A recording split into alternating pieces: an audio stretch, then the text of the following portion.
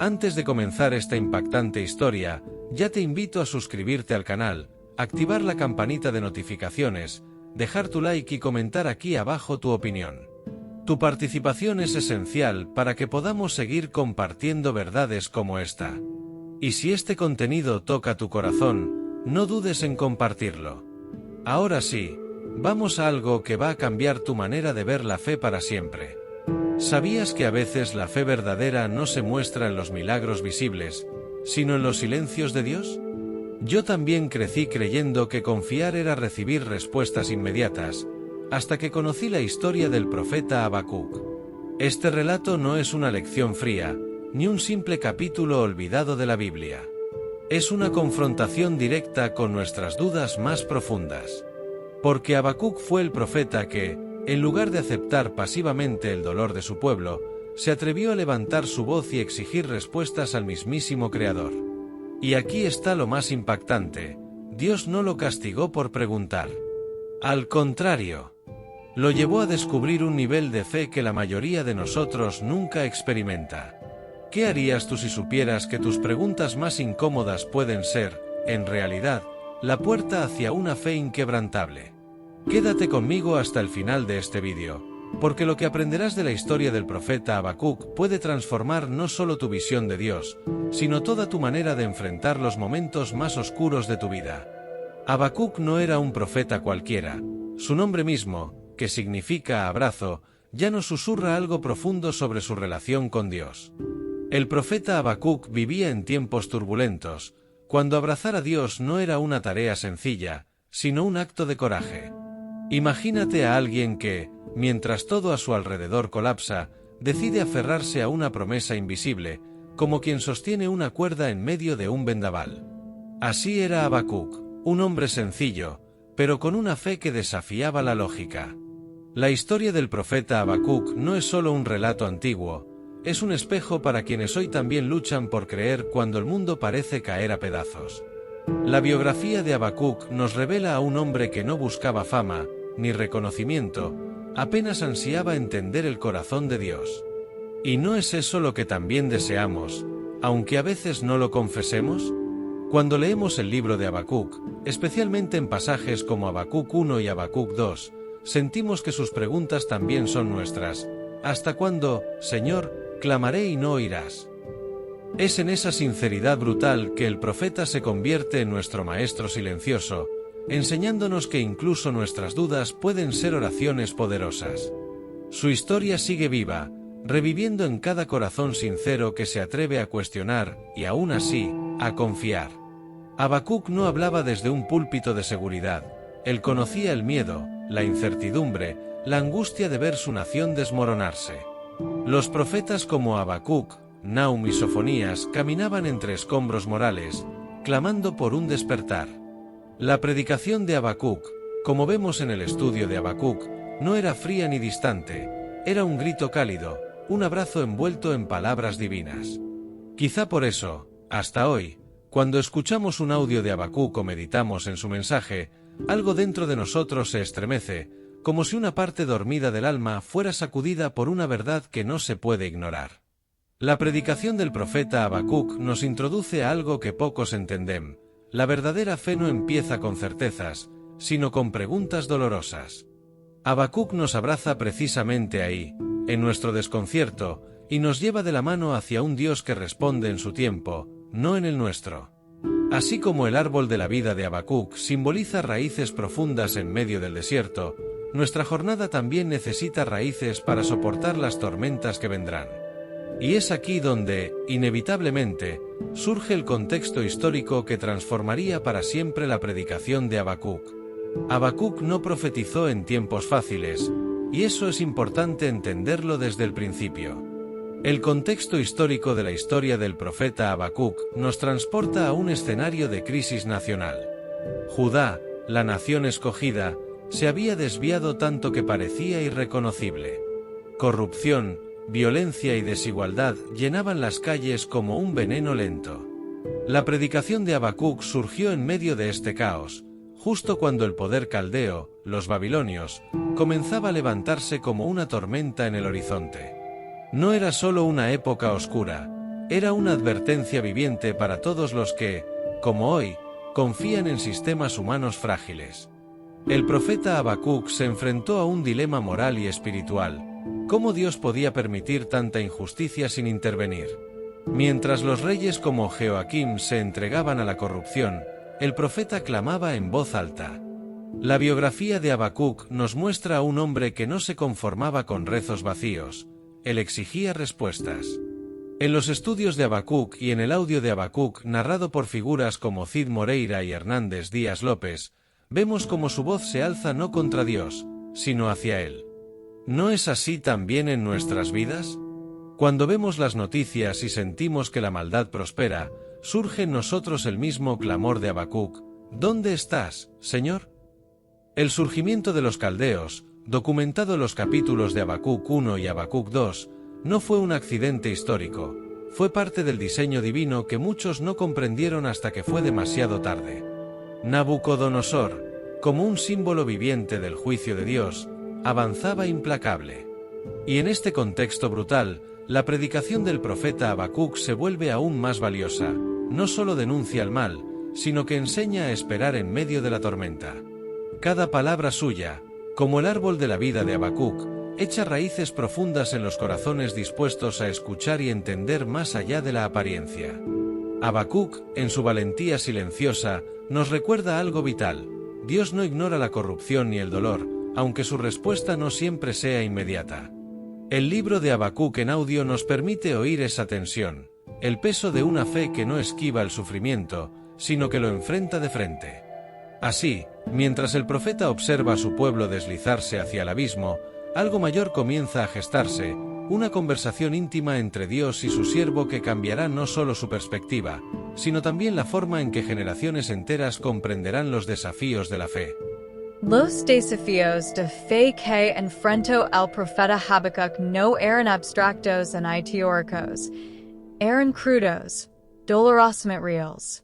Cuando levantaba su voz, lo hacía desde el fondo de su desesperación. ¿Cómo un Dios justo podía tolerar tanta injusticia? Esta es la gran pregunta que atraviesa la historia del profeta Habacuc como una herida abierta.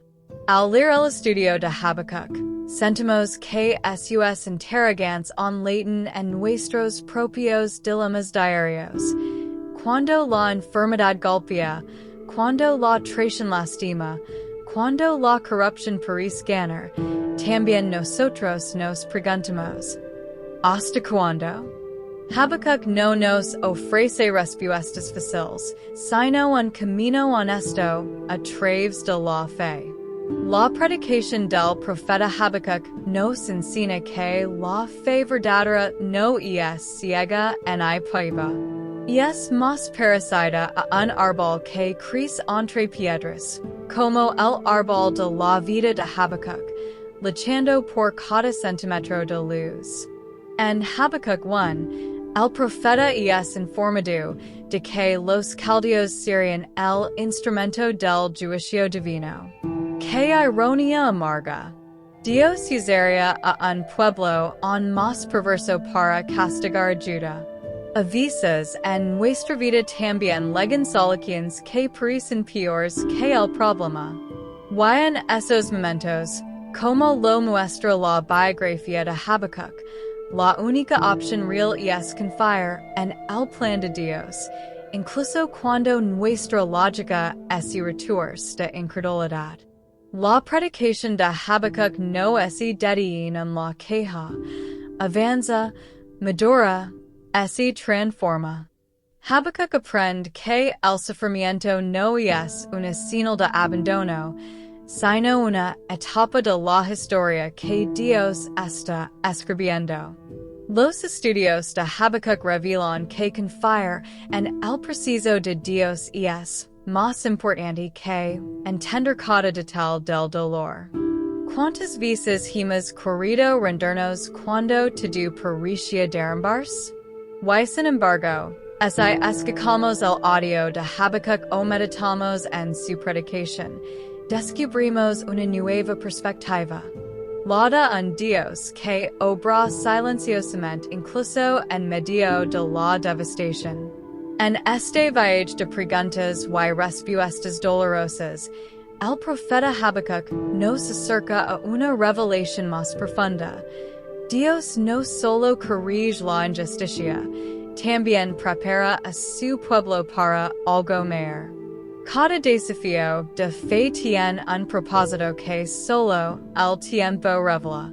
Y así, mientras Habacuc lucha con su propia alma, Dios se prepara para darle una visión que no solo calmaría su corazón, sino que también sería registrada como una de las verdades más poderosas en toda la escritura. Una visión que, como veremos enseguida, fue escrita para resistir las generaciones. Dios no dejó al profeta Habacuc en el vacío de sus preguntas. Le dio una respuesta que cambió su manera de ver el mundo. En medio de su clamor, Dios lo ordenó algo sencillo pero profundo. Escribe la visión. Y no de cualquier manera. Escribirla claramente, para que cualquiera que la lea pueda entenderla sin tropezar. Así, la historia del profeta Habacuc se transforma en una lección atemporal sobre la importancia de la claridad espiritual. ¿Cuántas veces en nuestra vida hemos deseado que Dios nos hablara con esa misma nitidez? El libro de Habacuc en audio nos hace casi sentir la pluma del profeta trazando esas palabras bajo la luz temblorosa de la esperanza. La visión que Dios dio a Habacuc no fue una promesa de cambios inmediatos, fue una promesa de que la justicia prevalecería en el tiempo correcto. Aunque tarde, esperala, dijo el Señor. La predicación del profeta Habacuc, registrada en Habacuc 2, nos recuerda que el tiempo de Dios y el nuestro no siempre coinciden. Y es como cuando sembramos una semilla y, aunque no vimos nada en la superficie por meses, la vida crece en secreto bajo la tierra. La biografía de Habacuc, reforzada por estudios como los de Hernandes, Lopes y Sid Moreira, nos enseña que confiar en esa tardanza divina es, en sí misma, un acto de fe revolucionaria. La predicación de Habacuc también enfatiza que no importa su amenazador si el enemigo, y si un imperio como Babilonia o una crisis personal, la visión de Dios sigue en pie.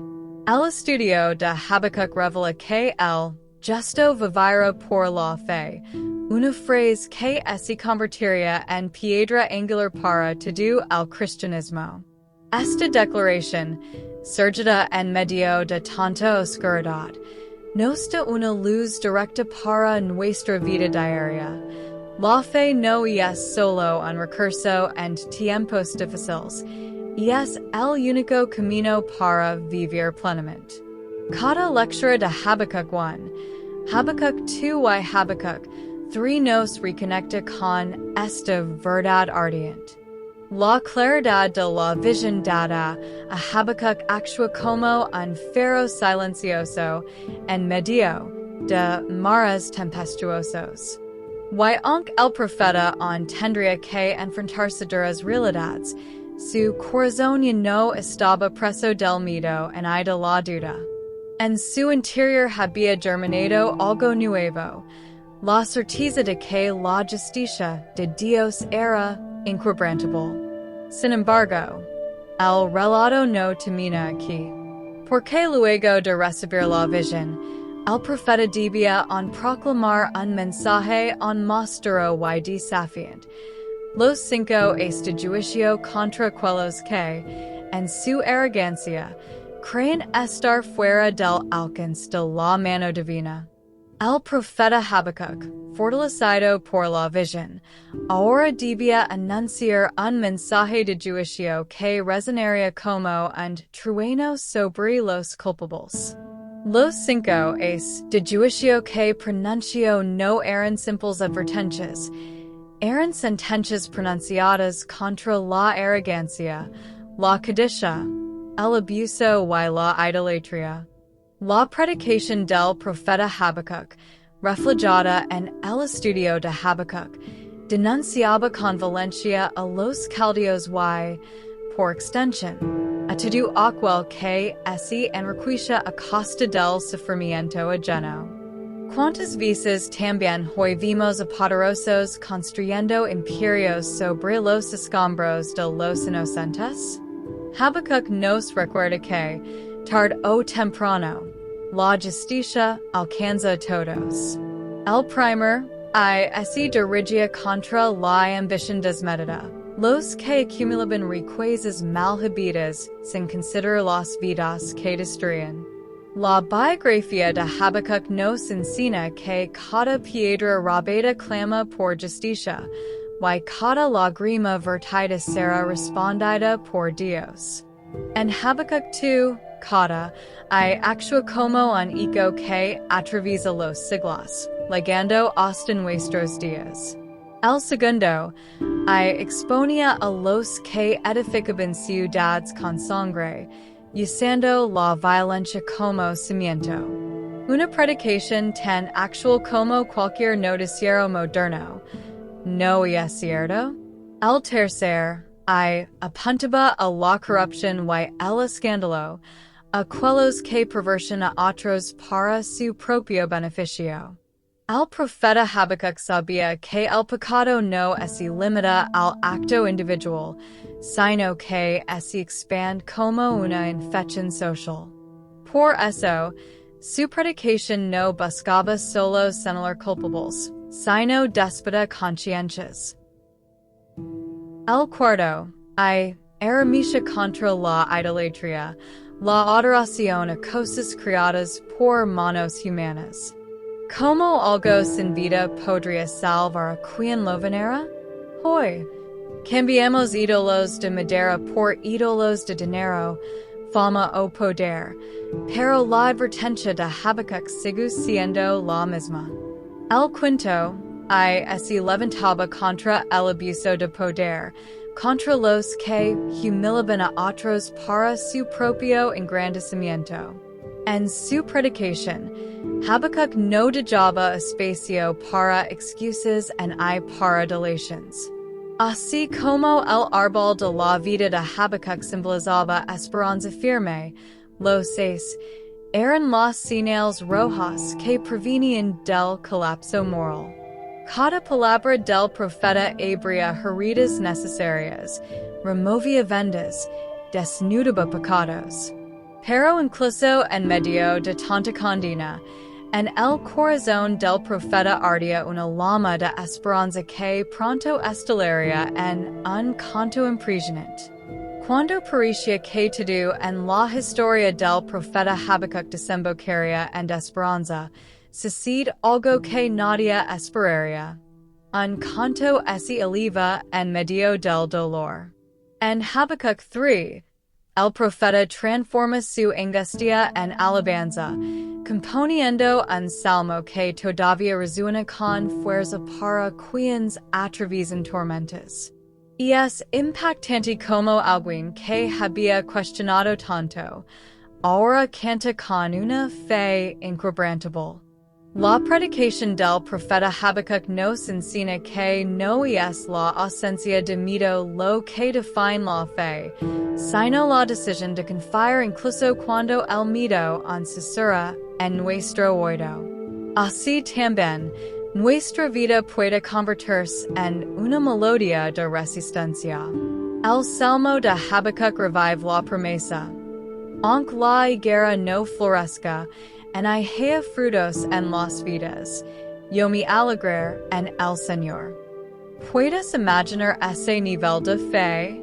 Y es mirar la sequía, la ruina, la perdida, y aún así encontrar razones para danzar. En el libro de Habacuc en audio. O en estudios como los de Hernandes Díaz Lopes, o Cid Moreira, esta verdad golpea fuerte. La alegría en Dios no depende de las circunstancias, sino de quien Él es. La predicación de Habacuc en este salmo se convierte en un balsamo para el corazón herido, una invitación para que nuestros propios labios también se levanten en medio del quebranto. Habacuc canta porque ha entendido que la fuerza no viene de sus propias capacidades, sino del Dios eterno. La biografía de Habacuc muestra que, tras atravesar el valle de la duda y el miedo, el alma humana puede encontrar nuevas alas. El Señor es mi fortaleza, declara, como quien proclama victoria en medio del campo de batalla. En ese canto, cada de juicio se transforma en un eco de redención, cada lágrima en semilla de esperanza. Y es como el árbol de la vida de Habacuc, que parecía seco y quebrado, comenzará a florecer inesperadamente en el corazón mismo del invierno. Y aún más conmovedor, y es que este salmo no era solo para Habacuc. Era un legado, una predicación viva que el profeta nos dejó a nosotros, generaciones después. Porque sabía que vendrían días oscuros donde necesitaríamos recordar que no caminamos solos. Así, en su canto, también sembró semillas de fe para que, cuando las pruebas lleguen, tuviéramos donde apoyarnos. Y hablando de huellas que atraviesan el tiempo, Habacuc no es detiene aquí. Su mensaje se extiende con fuerza hasta el Nuevo Testamento, donde sus palabras renacen y adquieren aún más poder. La historia del profeta Habacuc no es quedo encerrada entre las páginas del Antiguo Testamento. Su eco resonó con fuerza en la iglesia primitiva y sigue hasta hoy. Las palabras de Habacuc, especialmente aquella frase luminosa, el justo vivirá por la fe, se convertirán en el corazón palpitante de la predicación apostólica. En los estudios de Habacuc, y en el libro de Habacuc en audio, entendimos que sus preguntas y su visión formaron parte del cimiento que los primeros cristianos usaron para explicar la salvación. En Romanos, Galatas, Hebreos y también en el libro de los Hechos, la voz de Habacuc revive, como una semilla que atraviesa siglos, trayendo esperanza a cada generación que busca respuestas. Cuando Pablo escribe a los Romanos, no cita a un teólogo contemporáneo, sino al profeta Habacuc. Y es en esa conexión que sentimos la inmensidad del legado de este humilde profeta.